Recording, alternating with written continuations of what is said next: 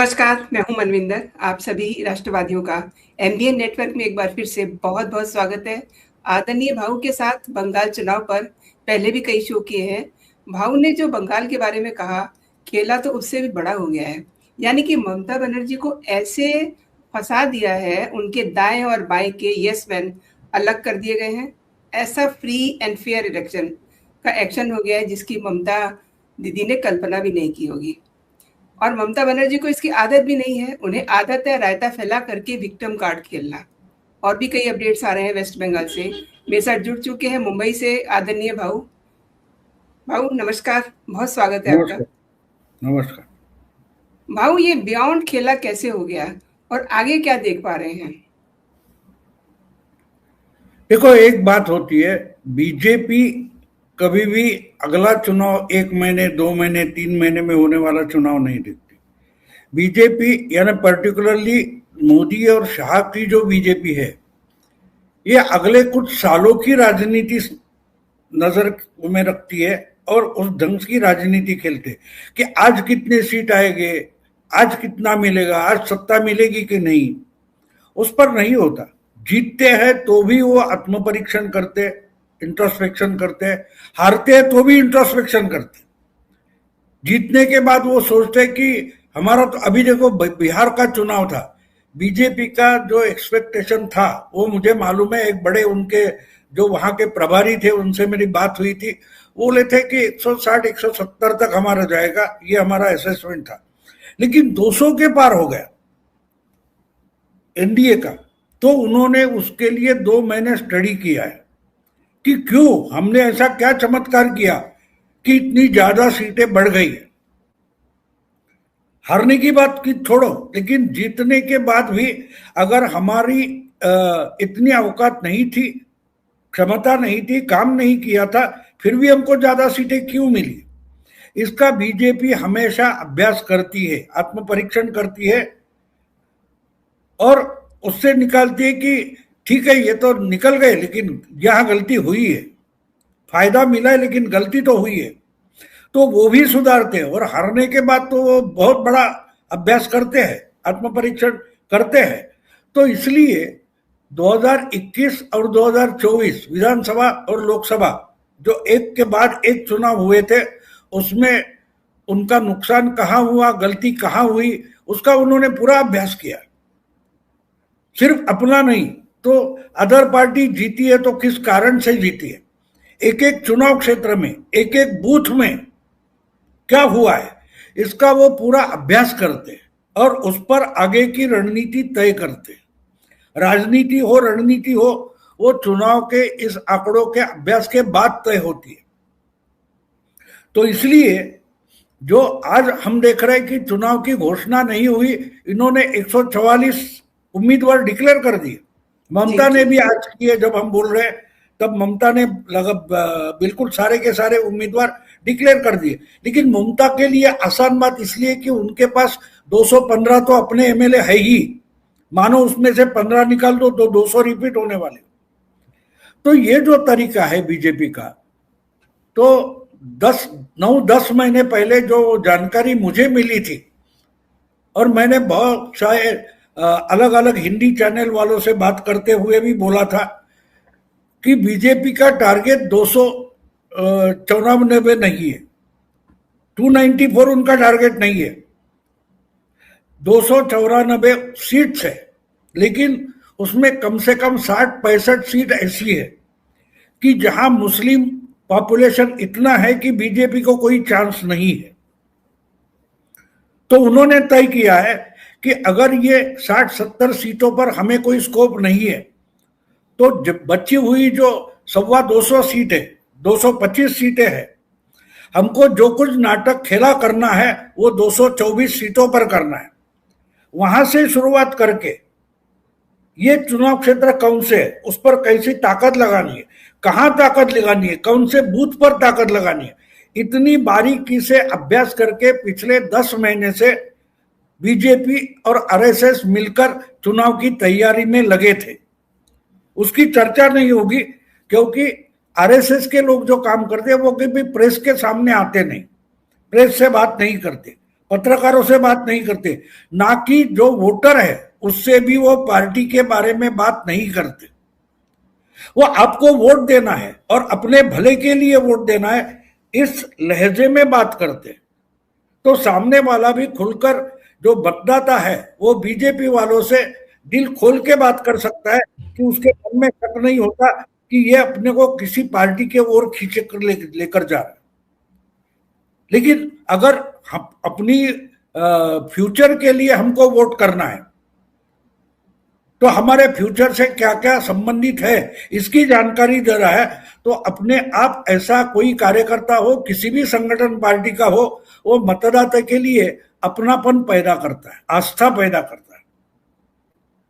तो इस ढंग से पिछले 9-10 महीने में काम कर रहे थे और उसमें उन्होंने कम से कम 225-230 सीटों पर अपनी पूरी ताकत झोंक दी है।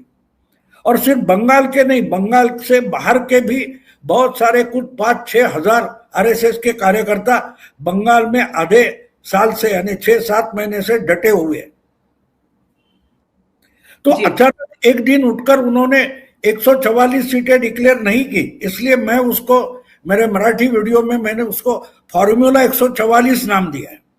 जी, आपको याद होगा कुछ साल पहले टीवी पर, सिनेमा में, अखबारों में एक ऐड आती थी, आपको कफ हुआ है, सर्दी हुई है, जुकाम हुआ है, तो उससे छुटकारा पाने के लिए फॉर्मूला 44।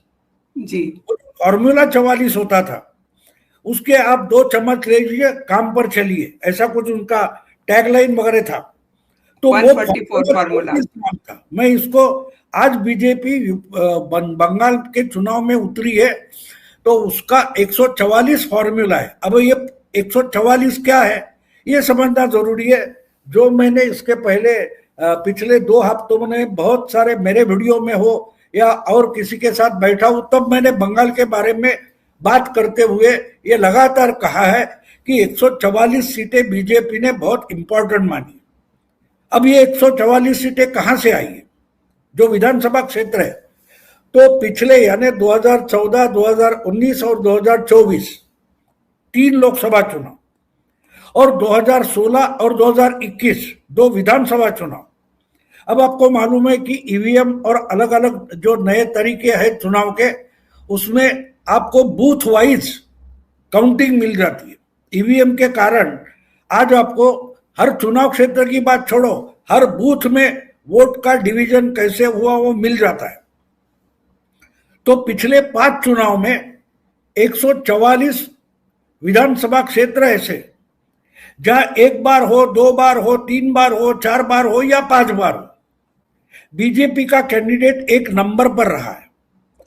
यानी ये चुनाव क्षेत्र ऐसे है कि यहां हम मेहनत करेंगे तो ये चुनाव क्षेत्र हम एमएलए के लिए जीत सकते हैं, इसका निर्णय हुआ। उसके बाद कुछ 55-60 सीटें ऐसी है या थोड़ी 1-2 ज्यादा कम हो सकती है, वो ऐसी है कि जहां बीजेपी का उम्मीदवार 2-3 हजार से लेकर 8-10 हजार तक 2 नंबर पर रहा है। तो ये सीटें उन्होंने टारगेट किए 205 होकर, जिसमें पूरी ताकत से लड़ना है। 144 आसान है, लेकिन उससे दुगनी मेहनत 60-65 सीटों पर करनी है। तो ये मिलकर होते हैं 210 या 205 सीटें होती है। उससे भी और कुछ सीटें हैं जहां तीसरे नंबर पर रहे, एक आध बार दूसरे नंबर पर भी आए, ऐसी कुछ 10-15 सीटें वो मिलाकर उन्होंने तय किया है कि हम पूरी ताकत लगाकर, यानी हमारे जितनी ताकत है, रिसोर्सेस है, मेहनत है, वो 230 सीटों पर लगाएंगे। बाकी 64-65 सीटें ऐसी है जो मुस्लिम संख्या, पॉपुलेशन ज्यादा है, वहां हम कितनी भी मेहनत करें हमारे जीतने के आसार बिल्कुल नहीं है। पिछले 5 चुनाव में दिखाई दिया है कि ये चौथे तीसरे नंबर पर रहेंगे, कुछ भी करेंगे, लेकिन 1 नंबर पर आने की आशा भी नहीं कर सकते। लेकिन वहां कैंडिडेट खड़ा करेंगे, क्यों? क्योंकि अपनी विचारधारा का बीज बोना है, लेकिन उतनी मेहनत नहीं करेंगे कि भाई अगले 1.5 महीने में उसको फल आएगा। तो उन्होंने अपनी पूरी ताकत जहां झोंकना तय किया है, वो 200 सीट में से 230 सीटों में से 144 सीटें एक कैटेगरी में है, जहां इन्होंने 5 चुनाव में एक बार, 2 बार, 3 बार या 5 बार एक नंबर की वोट पाए हैं। तो 144 जो आंकड़ा आया है, इसको मैं इसलिए फॉर्मूला बोल रहा हूं। जी जी। एंड भाऊ देखिए, चुनाव आयोग ने सबसे पहले उन लोगों को वहां से हटाया है जिन्होंने बहुत सारी गलतियां की, और एक बड़ी गलती उन्होंने प्रेसिडेंट का अपमान करके की। इसे क्या समझा जाए, क्योंकि डीजीपी, चीफ सेक्रेटरी, ये सब तो ममता के यस मैन रहे हैं ना, इन्हें भी हटा दिया गया। एक तरह से ममता बिल्कुल निहत्ती कर दी है। जी। निहत्ता कोई नहीं होता। देखो, हमारे मराठी में एक कहावत है, डुक्कर मुसंडी। इसका मतलब है सुअर जो होता है, वो अगर शेर उसका पीछा कर रहा है, शिकार कर रहा है, और आखिरी समय उसको पता चलता है कि बचने वाला नहीं हो, वो पूरी ताकत झोंकर सीधा शेर के तरफ से शेर की तरफ दौड़ पड़ता है और उसको धक्का देता है। उसको हमारे मराठी में डुक्कर मुसंडी बोलते हैं। इतना जबरदस्त धक्का देता है शेर को भी। तो कोई निहत्ता नहीं होता। ममता अगर चारों ओर से घेरी गई है तो वो और अपनी ताकत लगाने की कोशिश करेगी, क्योंकि मौत सामने दिखाई देती है ना, तो कितना भी निहत्ता आदमी पूरी ताकत लगाकर प्रतिकार करता है। हथियार होने से जितना प्रतिकार नहीं होगा, उतना निहत्ता प्रतिकार करता है। हाँ, अगर उसके मन में लड़ने की इच्छा होनी चाहिए। अगर मन में लड़ने की इच्छा नहीं है, जैसे राहुल गांधी के मन में लड़ने की इच्छा नहीं है, वो बातें बहुत करते हैं लेकिन उनको लड़ना है ही नहीं। वो मन से हारा हुआ इंसान है। ममता मन से हारी हुई नहीं है, इसलिए चारों ओर से उसको निरस्त कर दिया वगैरह मैं नहीं मानता, और बीजेपी तो बिल्कुल नहीं माने। और इसलिए बीजेपी ने जो जिस ढंग से तय किया था कि पिछले सब चुनाव में गुंडागर्दी होती है, हिंसा होती है, तो इस पर एक तरीका बहुत सारे बीजेपी समर्थक बोल रहे थे कि राष्ट्रपति शासन के सिवा चुनाव नहीं होना चाहिए। अगर होता है तो बीजेपी हारेगी ही हारेगी। तो बिना राष्ट्रपति शासन लगाए हम कौन कौन से कितने प्रावधान का इस्तेमाल कर सकते हैं। तो उनके समझ में एक आया कि जिसका एक बढ़िया डिटरेंट है, वो डिटरेंट चुनाव आयोग है। ममता को बीजेपी से चुनाव लड़ना है, लेकिन अगर चुनाव आयोग आगे कर दिया जाएगा, तो वो चुनाव आयोग से लड़ते बैठेगी, ना कि बीजेपी से लड़ेगी। वो घाव डालेगी कहां, जहां घाव प्रभावित ही नहीं होगा। और सुप्रीम कोर्ट जाती रही, इधर जाती रही, उधर जाती रही, फायदा क्या हुआ?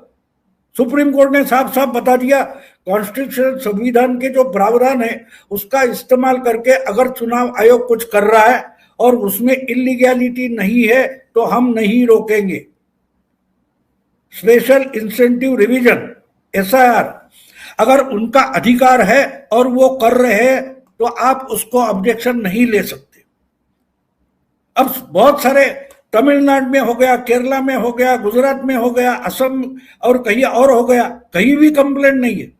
तो ममता के पश्चिम बंगाल में ही तकरार क्यों है? क्यों इतना डिले हुआ? तमिलनाडु में तो डिले नहीं हुआ।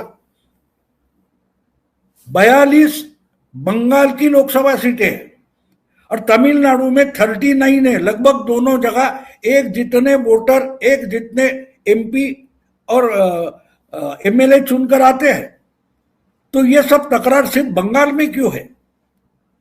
क्योंकि वहां ज्यादा से ज्यादा बोगस थे, पकड़े गए, भाग गए, चर्चा नहीं हुई। तमिलनाडु सुप्रीम कोर्ट में स्टालिन दौड़ा नहीं, अकेली ममता क्यों? चोर के दाढ़ी में तिनका, कि जो काटे जा रहे वो हमारे काटे जा रहे। अगर है तो आ जाओ। और जितना डिले कर दिया उतना अपना ही नुकसान किया। जो काम बंगाल के अधिकारियों से, बंगाल की जो गवर्नमेंट, स्टेट गवर्नमेंट का स्टाफ है, उससे हो सकता था, इसके लिए ममता ने खुद ही बाहर से लाने की प्रोविजन कर दी। सुप्रीम कोर्ट बोला ठीक है, आपके लोग डर रहे, आपके लोग काम नहीं कर रहे, हम बाहर से भेजते। बाहर से जुडिशियल लोग भेजे, ना सरकारी भेजे। तो एक तरीके से ममता ने कुल्हाड़ी पर अपना पैर मारा है। गलती उसने की है, बीजेपी ने कुछ नहीं किया। बीजेपी ने उनको उकसाया जरूर है, उकसाया जरूर है। हर कोई व्यक्ति जो होता है उसकी फितरत होती है, उसका स्वभाव होता है, और जब आप गुस्सा करोगे तो आप गुस्सेल है तो सामने वाला आपको इरिटेट करता है, आप टूट पड़ते और आप ही उस जाल में फंस जाते हो। तो ममता को उकसाना ये सबसे बड़ी रणनीति थी, और अब ये हुआ है। अब एक तरफ पूरा वोटर लिस्ट अभी भी पूरा नहीं हुआ है, कुछ 35-40 लाख वोटर लिस्ट बाकी है, जो आखिरी दिन तक 23 मई तक या 20 मई तक आ जाएगी, 20 अप्रैल तक आ जाएगी। लेकिन तब तक आपको तो चुनाव लड़ना है। तो अपने बहुमूल्य टाइम जो था वो चुनाव आयोग को गाली देते हुए खराब कर दिया। और दूसरी तरफ आपने चुनाव आयोग और ज्ञानेश कुमार के खिलाफ इतना इतना बवाल खड़ा कर दिया कि वो आपको बिल्कुल माफ नहीं करेगा, थोड़ी भी सहूलियत नहीं देगा। और इसलिए कोड ऑफ कंडक्ट लागू होते होते 6 बड़े अधिकारियों को ट्रांसफर कर दिया जी, और आप कुछ नहीं कर पाए, कुछ नहीं कर पाए। इसलिए मैं हमेशा पिछले 3 महीने से एक बात रिपीटेडली बोल रहा हूं कि ममता को केजरीवाल के रास्ते पर जाने की जरूरत नहीं थी। केजरीवाल ने जो गलती की वो सेंट्रल गवर्नमेंट से और हर एक से लड़ता रहा, कोर्ट में जाता रहा, लेकिन वोटर के पास नहीं गया। उल्टा उसी समय दूसरा चीफ मिनिस्टर है झारखंड का, हेमंत सोरेन, वो पुलिस आई, ईडी आई, उनके साथ चले गए, अपने भैया को, चचेरे भाई को चीफ मिनिस्टर बना, पत्नी के हाथ में पार्टी सौंप दी और जेल में 2 महीने बैठा। चुनाव के पहले वापस आ गया, जीत गया। तो हेमंत सोरेन के रास्ते से अगर ममता निकलती तो उनके लिए चुनाव आसान हो जाता।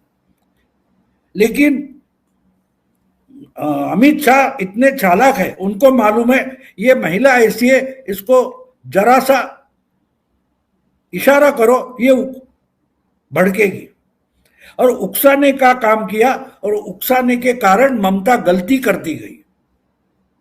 उसने तैयारी तक नहीं की।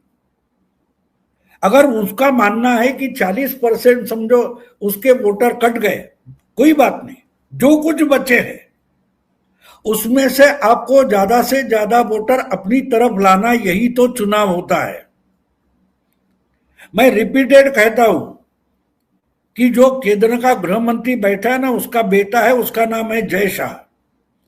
जय शाह इंटरनेशनल क्रिकेट का अध्यक्ष है, और क्रिकेट में डकवर्थ लुइस नाम का एक रूल होता है। आखिरी इनिंग खेलने वाले जो होते हैं, उस समय अगर बारिश हो गई तो ओवर्स कम हो जाते हैं, और जितने ओवर्स कम हो गए उतने आपको बचे ओवर्स में आपको रन निकालने पड़ते हैं जो तय हो गए वो। तो आप किसके साथ लड़ रही थी? अमित शाह के साथ। लेकिन भूल गई इसका बेटा दुनिया भर में डकवर्थ लुइस लगाता है। जी जी। तो ये डकवर्थ लुइस में फंस गई। आखिर अभी नहीं करते रही। अब एक बात है कि एसआईआर तो होगा, जारी रहेगा, आखिर तक जितने वोटर तय हो गए वो वोटर आएंगे, वो कौन है पता नहीं, वरना इसके पहले हो जाता, 15 दिन पहले पूरा हो जाता 28 तारीख को। लेकिन ममता की गलती से एसआईआर डिले हो गया, और नुकसान उनका हो रहा है जो तमिलनाडु, केरल या और कहीं किसी का नहीं हो रहा है। तो उनको फंसाया नहीं है, वो फंस गई है। हाँ, एक बात है, ये ऐसा उकसाने से फंसेगी, ये अमित शाह बिल्कुल जानते थे, और उसी तरीके से उन्होंने पैंतरेबाजी की। और एक बात जाते जाते बोल दो कि जो कुछ हो रहा है चुनाव आयोग की तरफ से, जिस तरीके से ज्ञानेश कुमार काम कर रहे हैं, वो देखकर मुझे टीएन शेषन की याद आती है। 91 से लेकर मुझे लगता है 97 वगैरह 98 तक शेषन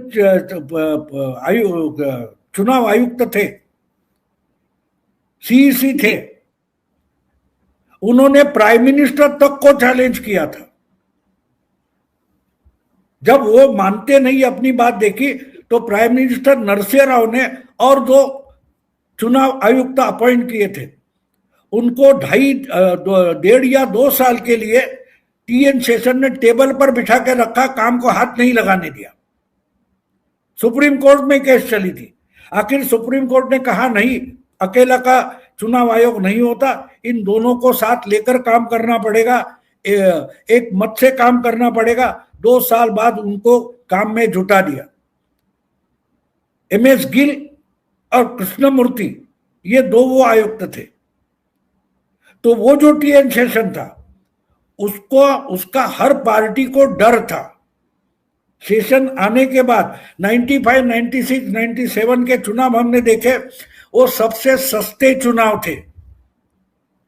ढोल नगाड़े बजाते बजाते रैली निकालकर पर्चा भरना बंद हो गया था। हर एक के पीछे उन्होंने वीडियो कैमरा लगा के रखा था, इतना डर पैदा किया था। जिस ढंग से ममता ने पिछले 2 महीने में ज्ञानेश कुमार को टारगेट करने की कोशिश की, मुझे लगता है कि ज्ञानेश कुमार के शरीर में आज टीएन शेषन ने परकाया प्रवेश किया है, जिस ढंग से वो काम कर रहा है। आते आते उन्होंने बोल दिया, पिछले 21 और 24 के चुनाव के बाद प्री पोल और पोस्ट पोल जिनके खिलाफ चुनाव आयोग ने कंप्लेंट की थी, उन पर क्या रिपोर्ट हुई, क्या एक्शन हुई, क्या उसकी जांच हुई, उसका सबका रिपोर्ट चाहिए। उन सबको हटा दिया है और यहां तक बोले कि उनका तो होगा, जो कुछ होने वाला है करूंगा मैं। लेकिन एक बात है, अभी जो चुनाव हो रहा है, अगर इस चुनाव में कोई गलतियां करता है तो वो भी माफ नहीं होंगे, भले आचार संहिता खत्म हो तो भी तुम्हारे मामले में कायम रखूंगा। तो आज जो काम कर रहे हैं, उनके मन में भी डर पैदा किया है। अगर उस चुनाव में काम करने वाले जो भी कोई है, बंगाल के हो, बाहर के हो, कहीं के भी हो, आज तक उन्होंने तृणमूल की मदद की होगी, तृणमूल के गुंडों की मदद की होगी, लेकिन आज वही अधिकारी उन गुंडों को और ममता की जो कार्यकर्ता है उनको बताएंगे, भाई मेरी नौकरी खड्डे में, मैं तुम्हारे लिए ब्लेम नहीं करूंगा, या तो चुप हो जाओ, नहीं तो मुझे ही तुम पर कार्रवाई करनी पड़ेगी। और अब मुझे डर नहीं है कि कल ममता आएगी तो क्या होगा, मुझे परवाह नहीं है कि जो कार्रवाई मैंने सही की है उसके पीछे ज्ञानेश कुमार खड़ा रहेगा और चुनाव आयोग खड़ा रहेगा, सुप्रीम कोर्ट खड़ा रहेगा। तो मैं तुमसे डरता नहीं हो, ये बड़ी आवाज चढ़ा बढ़ाकर वो अधिकारी बोलेगा तो ममता की आधी ताकत वही खत्म हो चुकी है। चुनाव के सिर्फ आंकड़े देखकर, ओपिनियन पोल देखकर बातें करने से कोई नहीं होगा, कुछ नहीं होगा। आपने भाव बहुत बड़ी बात की है। और देखिए, जो आपने ये बात कही है कि 44 फॉर्मूला, ये वाकई में बहुत इंटरेस्टिंग है, क्योंकि देखिए बीजेपी ने विधानसभा में नेता विपक्ष शुभेंदु अधिकारी और दिलीप घोष का टिकट दिया है। इधर आप देखिए, जो इनकी अपनी सीट है ममता की, भवानीपुर की सीट की अगर बात करें तो भवानीपुर में करीब करीब 48,000 नाम पहले ही कट चुके हैं। तो अगर नंबर्स को देखें तो ममता बनर्जी की तो वैसे ही बैन बच चुकी है वहां से। तो वो करने से होता है। बुद्धदेव भट्टाचार्य हार गया था ना 2011 में, तो ममता कौन से खेत की मूली है? या हमारे यहाँ एनालिसिस करने वाले होते हैं ना, वो सबसे बड़े अंधभक्त है। उनको लगता है चीज नहीं बदलेगी, चीज नहीं बदलेगी। किसी ने बोला था बुद्धदेव भट्टाचार्य हार जाएगा? नहीं बोला था ना, हार गए, अपने चुनाव क्षेत्र में हार गए। केजरीवाल क्या बोला था? मोदी जी आप हमको इस जन्म में तो नहीं हरा सकते, आपको अगला जन्म लेना पड़ेगा। केजरीवाल हरा, सिसोदिया हरा, वो 3-4 मंत्री हार गए थे। जी। कोई मान रहा था? कोई मान रहा था केजरीवाल हारेगा अपने चुनाव क्षेत्र में? तो एनालिस्ट वहां फंसे रहते, वो निकलना नहीं चाहते। वो कोई देहाती इंसान कोई एयरपोर्ट पर आता है या मॉल में जाता है तो स्लाइडिंग एस्केलेटर होता है ना, उस पर पांव रखने को भी डरता है। हमारे एनालिस्ट ऐसे हैं, वो बदलाव एक्सेप्ट करने में बहुत डरते हैं, इसलिए ओपिनियन पोल देते हैं तो जो कुछ है उसमें ज्यादा बदलाव नहीं आएगा, यहीं से शुरुआत करते हैं। आपने अगर उस परेड ग्राउंड के बारे में जो चर्चा बहुत चल रही है उसकी मीटिंग के बारे में मोदी, मैं नहीं मानता। मैंने उसके 20 से ज्यादा वीडियो देखे, लेकिन कौन से वीडियो देखे? परेड ग्राउंड के नहीं देखे। परेड ग्राउंड की तरफ जो भीड़ चलते चलते आ रही थी उनके साथ जो वीडियो बनाए गए, उनके इंटरव्यू रिकॉर्ड किए गए, मैंने वो देखे, उनको देखा, उनकी भाषा देखी, उनकी बॉडी लैंग्वेज देखी। उनके दिमाग में पक्का हो चुका है कि हमको मोदी को नहीं लाना है, हमको ममता को बदलना है, परिवर्तन। उनको ममता को हटाना है। अब ममता को हटाने के बाद जो कोई मोदी बोलेगा ना बोलेगा हमको उसकी परवाह नहीं, लेकिन ममता को हटाना है, क्योंकि ममता जाएगी तो हमारी गली बस्ती के गुंडे हैं उसकी नकेल कसी जाएगी, इस पर लोग पक्के हुए। तो ये अगर ममता जानती है तो फर्क आपके समझ में आएगा, जाकर वो देखना पड़ेगा। पहली बार हम देख रहे कि कोई भी यूट्यूबर भी जाकर आज रास्ते पर इंटरव्यू कर सकता है। ये किसके बदौलत हो रहा है? चुनाव आयोग का दरारा है, दबदबा है। तो ये अगर ममता समझ सकती है तो चुनाव लड़ सकती है, और लड़ सकती है तो जीत सकती है। वो आज भी शेरो शायरी में दंग है। सही कह रहे हैं। और भाऊ देखिए, 45 से 40 लाख वोटर ऐसे हैं, जैसे कि आपने कहा कि उनकी अभी छटनी होनी है, 23 अप्रैल तक ये सब होगा। और वैसे देखना ये भी इंटरेस्टिंग होगा कि इसमें प्लेयर कौन होगा, क्योंकि ममता बनर्जी के सामने सबसे बड़ी जो चुनौती है वो एंटी इनकम्बेंसी की है। और देखिए, जैसा कि आपने कहा, लहर जो है बिल्कुल ममता को हटाने की है। भाऊ, आपने मेरे शो के लिए समय निकाला, मेरे लिए समय निकाला, और मेरे दर्शकों को आपने महत्वपूर्ण विषय पर जानकारी दी। आपका बहुत बहुत धन्यवाद। जय हिंद, जय भारत।